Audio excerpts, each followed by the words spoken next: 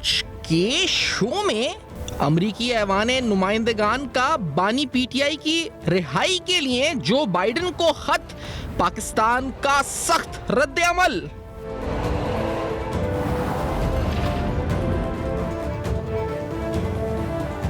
हम जस्टिस याहिया की मुखालफत क्यों करें, शौकत यूसुफजई इजलास के बायकॉट पर क़यादत पर फट पड़े।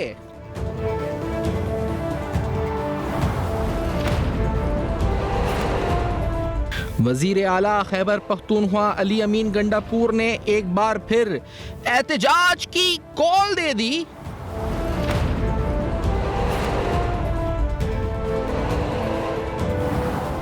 पीटीआई का एहतजाज में शरीक ना होने वाले ओहदेदारों को शो कॉज नोटिस जारी करने का फैसला।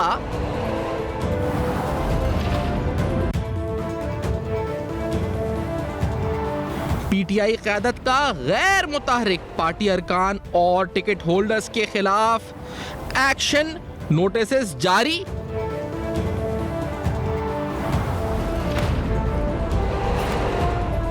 शराब बरामदगी केस अली अमीन गंडापुर को 26 अक्टूबर को गिरफ्तार करके पेश करने का हुक्म।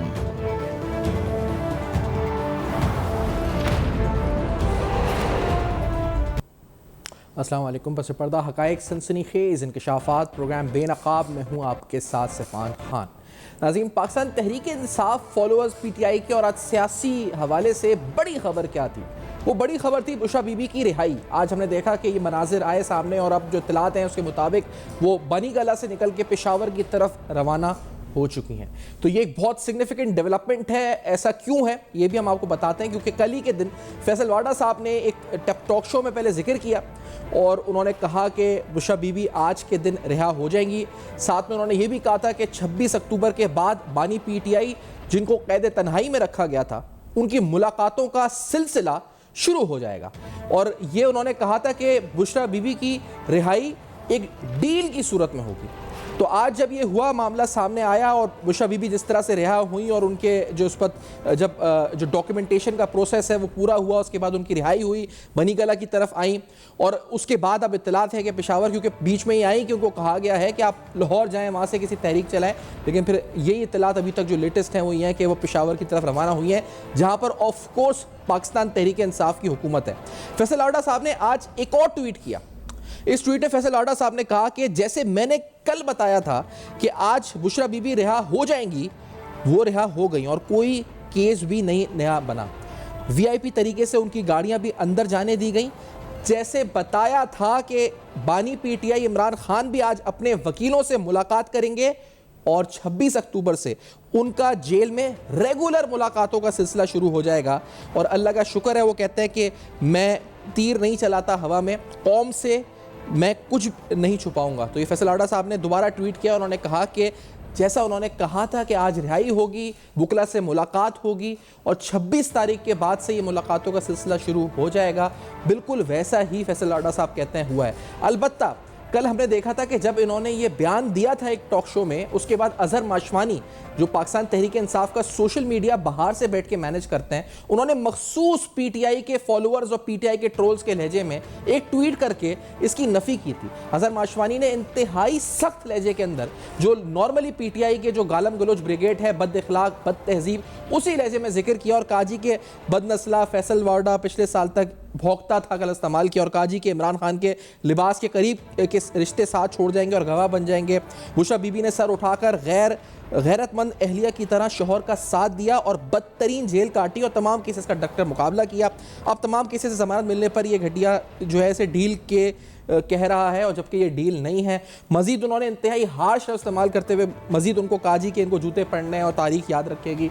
और अजहर माशवानी ने अपने मखसूस अंदाज में जो पीटीआई के ट्विटर पे, जो इनके एक्स पे, जो उनके फॉलोअर्स होते हैं या फेसबुक पे, कि किसी को गाली देना, टारगेट करना, उसी लहजे के अंदर उन्होंने फैसल वाडा को की नफ़ी की थी। लेकिन आज वाडा साहब कह रहे हैं कि मैंने कहा था कि आज रिहाई होगी, मैंने कहा था वकीलों से मुलाकात होगी और फिर मैंने ये कहा था कि आज 26 अक्टूबर के बाद मुलाकातों का सिलसिला शुरू होगा। तो बिल्कुल वैसा ही हो रहा है। इस डील के हवाले से बैरिस्टर गौहर जो कि चेयरमैन पीटीआई हैं, उनकी तरफ से भी आज जब सवाल सहाफ़ियों से पूछा गया कि क्या वाकई में इसमें हकीकत है कि कोई डील हो गई है, साजबाज हो गई है, तो बैरिस्टर गौहर ने क्या जवाब दिया, ज़रा सुनते हैं। मैं एक बात की आपको तरदीद करूं, जो कहा जा रहा है कि कोई डील हुई है।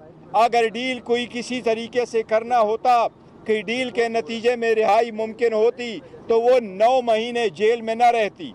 खान साहब ये 16 महीने से जेल में ना होते। उन्होंने लास्ट टाइम भी हमें कहा था कि मुझे अगर 100 साल भी जेल में रहना पड़े मैं रहूँगा, लेकिन मैं कोई कंप्रोमाइज़ नहीं करूँगा।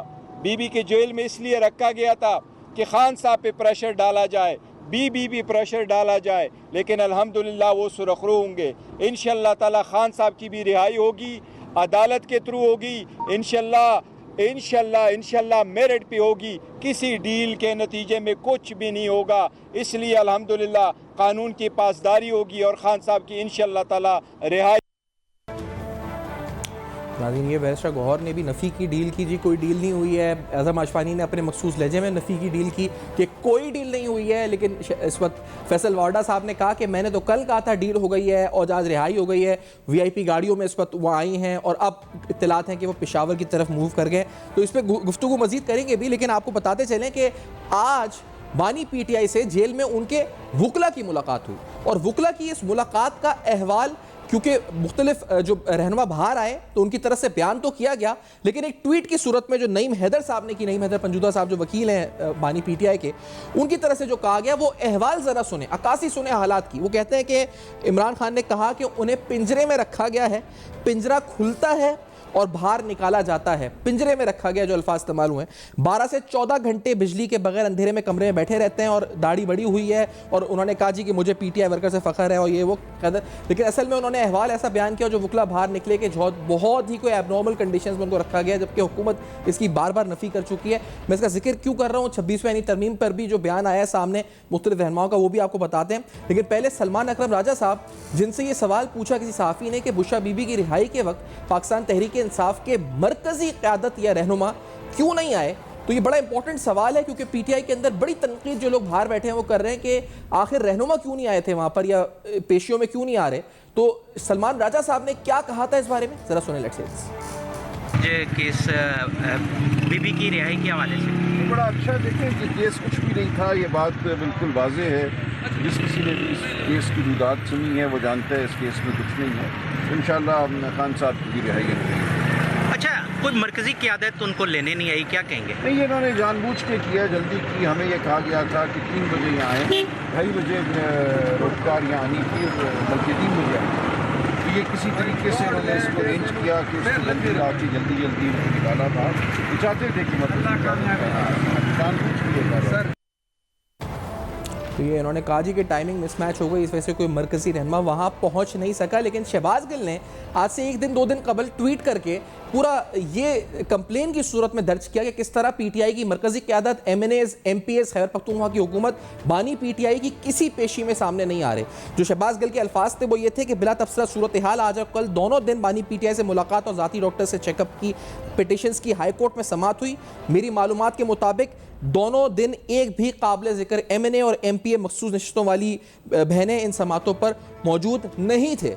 वो कहते हैं यहाँ पर खुसूसी शुक्रिया सलमान राजा साहब थे, खालिद यूसुफ चौधरी साहब थे। उन्होंने कहा जी कि तकरीबन 90 MPs, MNAs, 105 के करीब पंजाब MPs और इस तरह KP में जो पूरी गवर्नमेंट है 2 तिहाई अक्सरियत से, और सेनेटर्स भी मौजूद हैं, 75 करीब कोर कमेटी के मेंबरान हैं, लेकिन कोई भी वहाँ पर नहीं आया। उन्होंने कहा जी कि हालांकि व्हाट्सएप के ऊपर नईम हैदर साहब ने जो है इसको पहले बता दिया था कि पेशी इतने बजे होगी। उन्होंने मजीद कहा कि आज शर्मिंदगी हो रही है अपनी सोच पे कि जब मैं अकेला पेशियाँ भुगत रहा था तो गिला था कि कोई मेरी पेशी पर जब शहबाज गिल भुगत रहे थे तो नहीं आता था। और एक दिन उन्होंने इसका जिक्र किया था खान साहब से, तो उन्होंने रंजीदा हुए और बोले कि एक तो लोग डरे हुए हैं और दूसरा तुम्हारे खिलाफ जो है इस पर प्रोपेगेंडा भी है।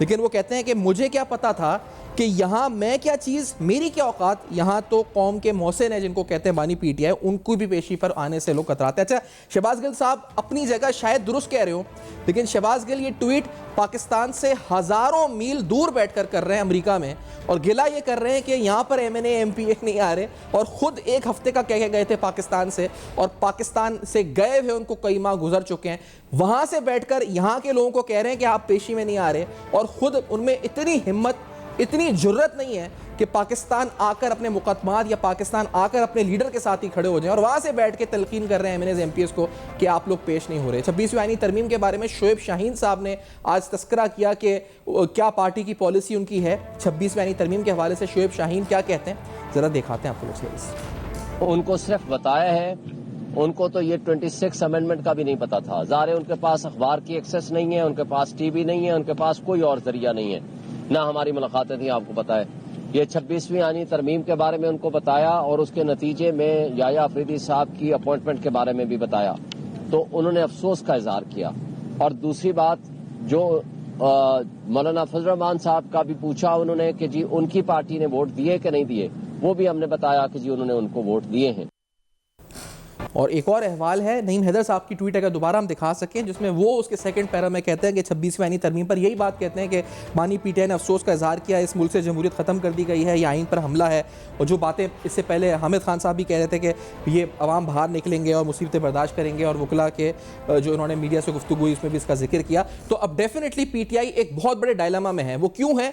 क्योंकि एक तरफ 26वीं आईनी तरमीम के पूरे प्रोसेस को पीटीआई कहती है कि ये इलेजिटिमेट है, इसको पास करने वाले, इस पर वोट देने वाले और इस पूरे प्रोसेस के दौरान शामिल होने वाले, डिस्पाइट दैट कि वो ये कहते हैं कि मौलाना फजल रहमान साहब सही हैं, हालांकि उन्होंने भी वोट दिया है, लेकिन इसके बावजूद ये पूरा प्रोसेस, इसके पार्टिसिपेंट्स, इसके वोट देने वाले, ये सब इलीगल थे। लेकिन आउट ऑफ इट जो आउटकम आया, यानी जो चीज़ अब सामने आएंगे, तो उसके ऊपर जो उनको एतराज़ नहीं है, वो कहते हैं जी कि हम पेश भी होंगे। लेकिन अब बड़ा अजीब सी सूरत हाल है कि जब आप पूरे प्रोसेस को कह रहे हैं कि गैर कानूनी है, पूरे प्रोसेस को कह रहे हैं कि इलेजिटिमेट है, लेकिन जो उस प्रोसेस के नतीजे में चीज़ें सामने आए हैं उनके बारे में आप कहते हैं कि हम आएंगे, पेश होंगे। तो पाकिस्तान तहरीक इंसाफ के रहनुमा अपने बयानात में ही घूम गए हैं, फंस गए हैं, और लीडरशिप की तरफ से जो ताज़ा फरमान जारी हुआ है उसके मुताबिक लग ये रहा है कि वो आगे उनके लिए मजीद मुश्किलात हैं। एक ब्रेक के बाद आएंगे, इन मुश्किलात का तस्करा करेंगे। बुशरा बीबी की रिहाई क्या किसी डील के नतीजे में हुई है, ये सवाल भी उठाएंगे। एक ब्रेक के बाद हमारे साथ रहेंगे।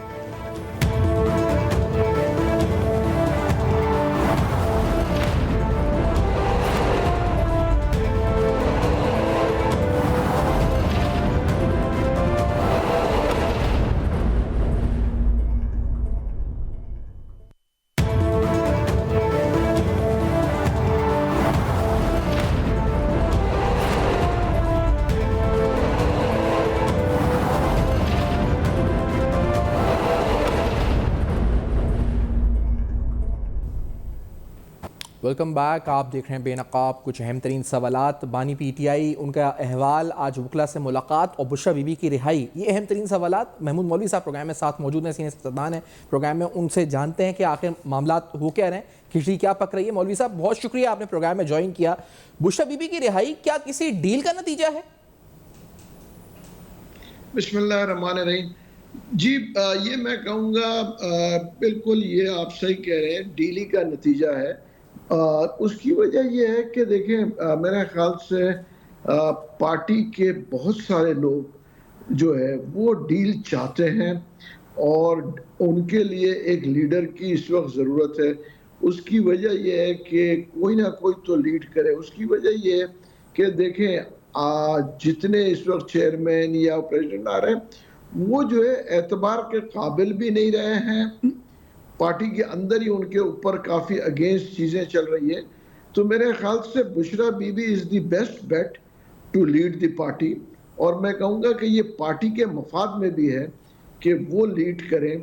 उसकी वजह यह है कि जब वो लीड करेंगी तो कम से कम लोगों के ऊपर भी कॉन्फिडेंस आएगा, और ये जो है मेरे ख्याल से एस्टेब्लिशमेंट और ये गवर्नमेंट के साथ भी ये मिल के चलेंगे तो ये सबके इंटरेस्ट में, मुल्क के इंटरेस्ट में भी अच्छा होगा और पीटीआई के इंटरेस्ट में भी। लेकिन अच्छा इसके नतीजे में आपको लगता है कि तहरीक इंसाफ की मौजूदा क़यादत जो है वो तब्दील होगी, यानी गौहर साहब जो लीड कर रहे हैं, या फिर ये बिहाइंड रहकर यानी पीछे रहकर जो है पार्टी को चलाएंगी? क्या आपको लगता है, सिर्फ रहनुमाई करेंगी? नहीं, ये नहीं, आप देखेंगे नहीं, आप देखेंगे ये बिल्कुल फ्रंट फुट पे आके खेलेंगी और ये पार्टी को बिल्कुल फ्रंट से ही चलाएंगी, बैकडोर में नहीं रहेंगी। और इनके ऊपर बहुत से पार्टी के सीनियर्स जो है, जो इस वक्त कॉन्फ्लिक्ट है एक दूसरे के साथ, इनके ऊपर हाथ पे बैत करेंगे और यही जो है ये पार्टी को इस वक्त चलाएंगी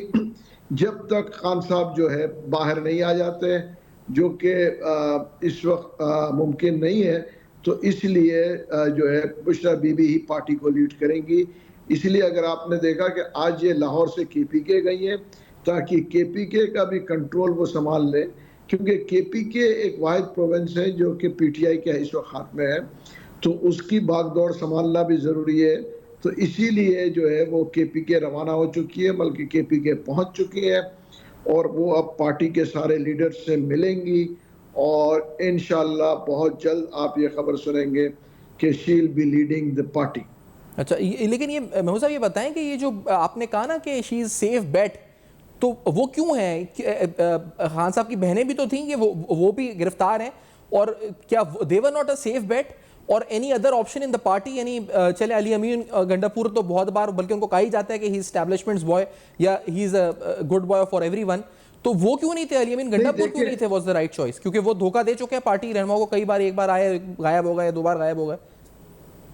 नहीं, मेरे ख्याल से देखें बहनों के बनिस्बत, ठीक है ना, अब मैं ये कहूँगा बिल्कुल बहनें ऑब्वियसली पार्टी में उनकी बड़ी इज्जत है, मगर बुशरा बीबी की जो पोजीशन पार्टी में है वो बहनों के मुकाबले में बहुत सुपीरियर और है उनकी पोजीशन। उसकी वजह के लोग उनको जो है काफ़ी मानते हैं और मतलब उनके साथ खड़े हैं बनिस्बत खान साहब की बहनों, क्योंकि खान साहब की बहनें खान साहब के दौर में भी आप देखें इतनी एक्टिव नहीं थी, मगर बुशरा बीबी जो है हम हुकूमत में जब थे उस वक्त भी एक्टिव थी।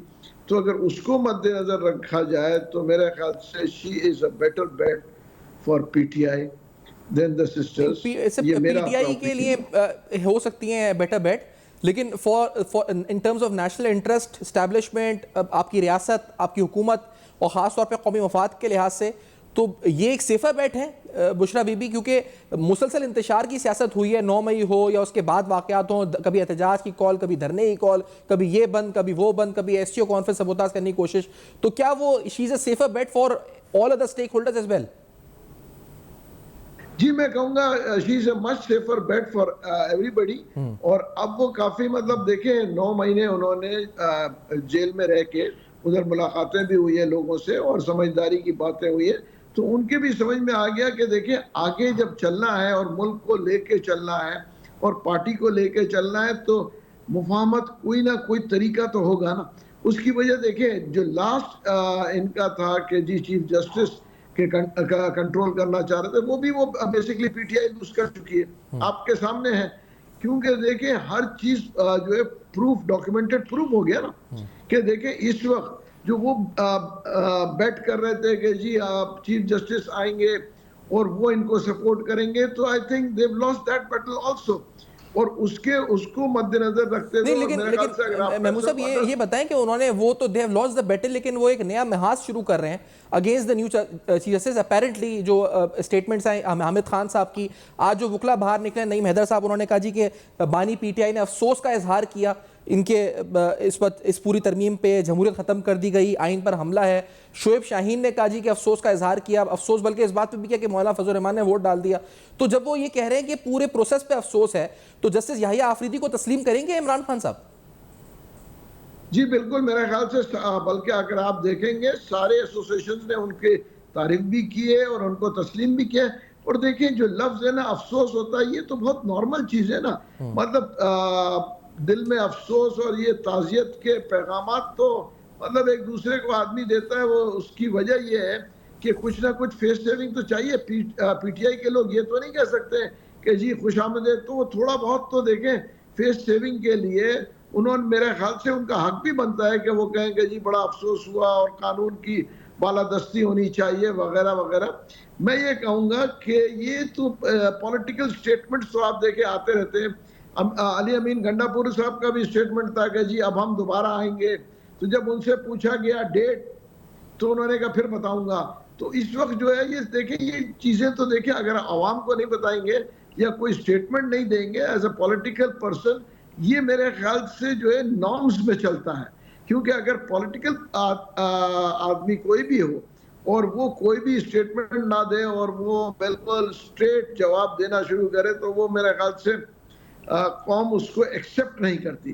कौम वही सुनना, पार्टी के जो लीडर्स हैं लेकिन वही ये कहते हैं 26वीं आईनी जो तरमीम पे तो आवाम सर सुनना 26वीं आईनी तरमीम पे तो बड़ा स्ट्रेट जवाब दिया ना तमाम रहनुमाओं ने कि ये गैर आईनी है, गजा जैसा हम सिचुएशन है आइन के साथ कर दी, ये गुलामों का इज्तिमा था, ये पार्लियामान की बालादस्ती के खिलाफ था, ये अदलिया पर हमला है, और अभी तक वही स्टेटमेंट है बैरिस्टर गौहर हो या जो है सब ये दे रहे हैं। तो क्या आपको उस प्रोसेस से आने वाले चीजें को फिर ये कैसे एक्सेप्ट करेंगे जब उस पूरे प्रोसेस को ये इलेजिटिमेट, इलीगल और सब कुछ करार दे रहे हैं और स्ट्रेट फॉरवर्ड दे रहे हैं बगैर किसी ढके छुपे लफ्ज के या लफ्ज को इधर उधर घुमा के? जी नहीं, देखिए ये तो एक बात मैं बता रहा हूँ ना, ये तो फॉर्म 47 को भी कहते थे, तो फिर फॉर्म 47 वालों के साथ नेगोशिएट कैसे कर रहे थे? पूरी पीटीआई की पार्टी नेगोशिएट कर रही थी। और देखिए मौलाना साहब के साथ वो बैठ के वो तो नेगोशिएशन हो रहा था ना कि जी तरमीम को ऐसे किया जाए और ऐसे किया जाए। शुरू में तो आप देखें कितनी दफा हुआ जो उन्होंने कहा जी मुज़ाकरात कामयाब हो गए, हमने मौलाना साहब के साथ ये शिरके एक्सेप्ट कर ली हैं, ये शिरके एक्सेप्ट नहीं किए, तो ये भी तो बातें हो रही थी ना। आखिरी टाइम तक तो उन्होंने कहा था कि जी बिल्कुल अब सब कुछ जो मौलाना साहब कहेंगे वो एक्सेप्टेबल है, और मौलाना साहब ने बड़ा क्लियर स्टैंड दिया था कि जी आप हमारे साथ बैठे उन शिरकों पे बात करें। और उसके बाद ही मौलाना साहब ने जो है जाके, क्योंकि वो ऑलरेडी एक्सेप्ट कर चुके थे, और ये तक बात हुई थी कि सुबह जो है बानी पीटीआई से बात करने के बाद ये साथ में होंगे, तो उसके बाद लेकिन सर मैं आपसे एक बड़ा ऑन अ लाइटर नोट एक बड़ी एक इस पर मिसाल दी जाती है, लतीफ़ा के तौर पे भी लोग कहते हैं जी कि अगर कोई शादी होती है, रिश्ता होता है, और अगर कोई जो फुप्पा फुप्पी मामू मामी वो पहले लड़के की या लड़की की मुखालफत कर दें, तो उसके बाद जब शादी उसी से हो जाए तो फिर उसको अवॉइड करते हैं, जिसकी शादी हो जाती है या जो रिश्तेदार बाकी होते हैं अवॉइड करते हैं कि मुखालफत कर रहा था।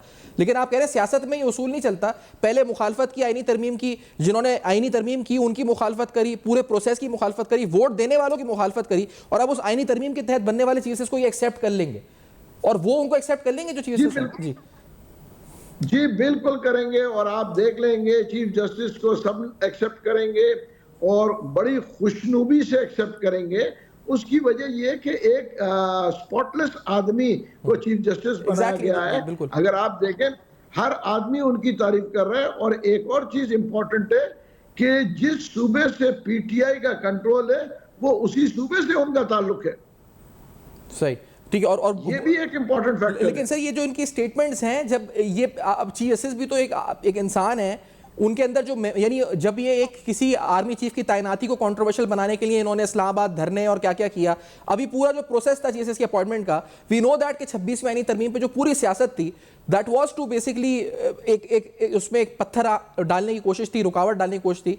तो ये कैसे एक्सपेक्ट करते हैं कि भाई जब कोई आ जाएगा, तैनात हो जाएगा, तो कोई मोबाइल तो है नहीं कि आपने फैक्ट्री रीसेट की और सारी मेमोरी उसकी डिलीट हो जाएगी और फिर वो आप जो है एक्सपेक्ट करेंगे कि वो हील भी फ्रेश और वो आपसे सही रवैया रखेगा। ये कैसे हो सकता है मौलवी साहब?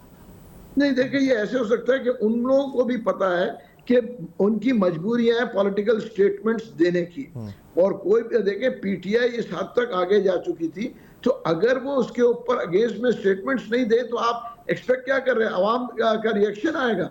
तो देखिए ये स्टेटमेंट्स तो आनी है, और ये मैं आपको कहूं कि ये चीज जो है बिल्कुल 3 साल तक बड़ा क्लियर चलेगा, और ये आवाम के मुफाद में भी है। उसकी वजह यह कि आवाम को अपने लिए इंसाफ चाहिए। पॉलिटिकल पार्टीज और पॉलिटिकल इश्यूज तो बड़े सेकेंडरी है। बिल्कुल, मैं तो चीफ जस्टिस साहब से भी ये तवक्को करूंगा कि वो जो है पॉलिटिकल, क्योंकि बड़ी अच्छी बात है कि कोर्ट्स अलग होंगे, और आम आदमी को जो इंसाफ चाहिए वो कोर्ट्स जो है वो फंक्शन करे। देखिए उसकी वजह यह है कि जब ये 2 अलग अलग बेंचेस होंगे तो फंक्शन जो है देखिए बड़ा आसान हो जाएगा। आवाम इधर पिस रही है, लोगों को इंसाफ नहीं मिल रहा है, और हम पॉलिटिकल ड्रामा उसको लेकर चलें। ये बिल्कुल नॉन इश्यूज हैं, I agree with you. Sir ये बताएं कि जो रिहाई है इनकी बुशरा बीबी की, क्या ये इमरान खान साहब के लिए भी कोई आसानियों का इशारा है, या उनकी मुश्किलात में इजाफा ही होना है, या ये कम से कम ऐसी रहनी है? क्या आपको लगता है मौलवी साहब? नहीं देखिए, खान साहब के साथ बदकिस्मती से ये अभी ऐसे ही चलता रहेगा। अच्छा, और बुशरा बीबी आके 6 महीने साल में जो इस चीज़ों को नॉर्मलाइज करेंगी। उसके देखिए इस वक्त जो है इस्टेब्लिशमेंट भी डील के लिए तैयार नहीं है। ये मैं आपको बड़ी वाज़ेह तौर पे बता दूं, इस्टेब्लिशमेंट खान साहब के साथ डील के लिए तैयार नहीं है। और देखें बाकी लोगों ने, मैं नाम नहीं लेना चाहता हूं, जो है ज्यादातर लोग डील के लिए मतलब तैयार के अलावा डील कर चुके हैं। और देखें हिस्ट्री रिपीट कर रहा है। अगर आप जुल्फिकार अली भुट्टो साहब के अच्छा, लेकिन सर मुझे एक और बात बता दें मौलवी साहब कि ये फिर इसका मतलब बुशरा बीबी की अगर कोई डील हुई है तो वो खान साहब की मंशा और ख्वाहिश से हुई है या उनके मंशा और ख्वाहिश के खिलाफ हुई है? देखिए ये मैं नहीं कह सकता हूँ, बहुत मुमकिन है कि खान साहब के मंशा के साथ ही हुई होगी। उसकी वजह ये है कि देखें पार्टी को देखना है और मुल्क को देखना है, तो मेरे ख्याल से खान साहब के मंशा के साथ हुई होगी और खान साहब की ब्लेसिंग के साथ ही ये पार्टी की लीडर टेक ओवर करेंगी, क्योंकि बगैर खान साहब के ब्लेसिंग के तो ये टेक ओवर नहीं कर सकेंगी। तो खान साहब की ब्लेसिंग होगी और उसके बाद ही जो है आप देखेंगे बहुत जल्द ये पार्टी को टेक ओवर करके चलाएंगी। और मेरे ख्याल से इसमें कोई बुराई नहीं है। अगर आप हिस्ट्री में देख लें, नुसरत भुट्टो साहबा ने चलाया, ठीक है, फिर उसके बाद बेनजीर साहब आई, वरना नुसरत भुट्टो साहबा जो थी वो चेयरमैन थी। ये जो आपकी एक्सपेक्टेशन है कि मामलात बेहतर होंगे, इसका मतलब अब धरनों की कॉल्स, एहतजाज की कॉल्स, इंटरनेशनल कॉन्फ्रेंसेस या पाकिस्तान की मईशत को सबोताज करने की कोशिशें, ये अब हम एक्सपेक्ट करते हैं कि नहीं होंगी फ्रॉम पीटीआई लीडरशिप या पीटीआई की तरफ से, ये हम एक्सपेक्ट करें? देखिए ये जो इंटरनेशनल लोगों को जो इन्वॉल्व कर रहे हैं, ये खान साहब को डैमेज करने के लिए कर रहे हैं और मजीद उनके साथ जो है एस्टेब्लिशमेंट की दूरियां पैदा करने के लिए कर रहे हैं।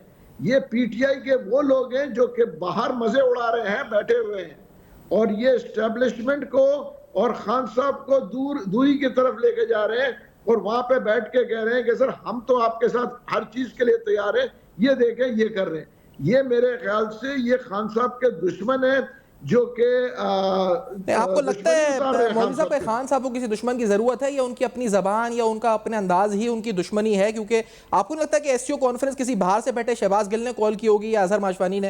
ये तो खान साहब ही प्ले कर रहे थे ना कार्ड सर के, एससीओ कॉन्फ्रेंस सबोताज करनी है, उस वक्त एहतजाज करना है, वो राइट टाइम है अपने मुतालबात मनवाने का। ये कोई शहबाज गिल तो नहीं कर सकता बाहर से बैठ के अमेरिका से? नहीं, देखिए बाहर से नहीं, अंदर से, पार्टी के अंदर जो लोग बैठे हैं पाकिस्तान में वो उनको आइडियाज देते हैं ना। देखिए ना, अगर 8 आदमी एक आदमी को आइडिया देंगे तो वो 8 आदमी की तो मना नहीं करेगा ना, वो भी सोचेगा नहीं यार 8 के 8 तो गलत नहीं कह रहे होंगे, सही कह रहे हैं। तो आइडिया देने वाले तो एससीओ कॉन्फ्रेंस वाले दिन निकले तक नहीं बाहर, और हमें इत्तला यही आई कि फिर खान साहब ने उनकी सजनिश करी कि आखिर आपने एहतजाज नहीं किया, इतनी बड़ी अपॉर्चुनिटी आपने मिस कर दी। तो फिर क्यों खान साहब उनकी जो क्लास ले रहे थे कि जी आप गए क्यों नहीं, आपने एहतजाज क्यों नहीं किया? देखिए खान साहब ने तो बिल्कुल क्लास लेनी थी, मगर उन्होंने क्या कहा खान साहब से, सर हम तो पूरी कोशिश कर रहे थे, हम तो आपकी रिहाई की कोशिश कर रहे हैं। आज भी देखें प्रेस कॉन्फ्रेंस में, अगर आप सुने गौर साहब की प्रेस कॉन्फ्रेंस, उन्होंने जितनी तारीफ, जितना टाइम स्पेस बुशरा बीबी को दिया, ठीक है ना, और कौम को मुबारकबाद दी और पार्टी को मुबारकबाद दी। ठीक है मौलवी साहब, मैं वक्त कहाँ पे पहुंचा सेगमेंट का, मैं बहुत शुक्रिया अदा करूंगा, आपने वक्त दिया, आज प्रोग्राम में ज्वाइन किया और अपना मौक़िफ़ दिया इस हवाले से। अहम तरीन मामला, अहम तरीन सियासी डेवलपमेंट्स हुई, इस पर गुफ्तगू एक ब्रेक के बाद करेंगे। समराइज हमारे साथ होगा।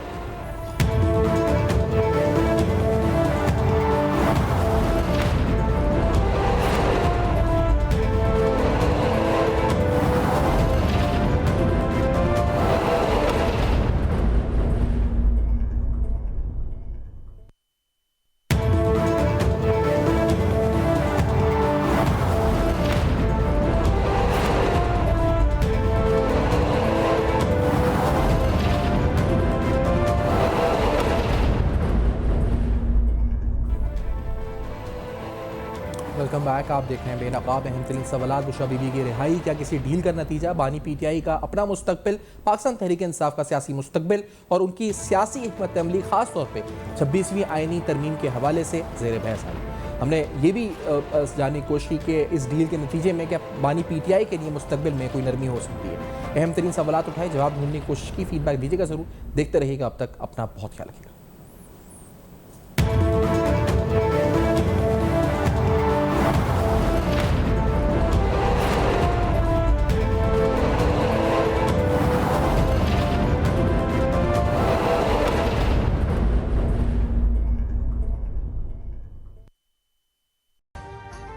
अभी सब्सक्राइब करें ताकि कोई खबर रह न जाए।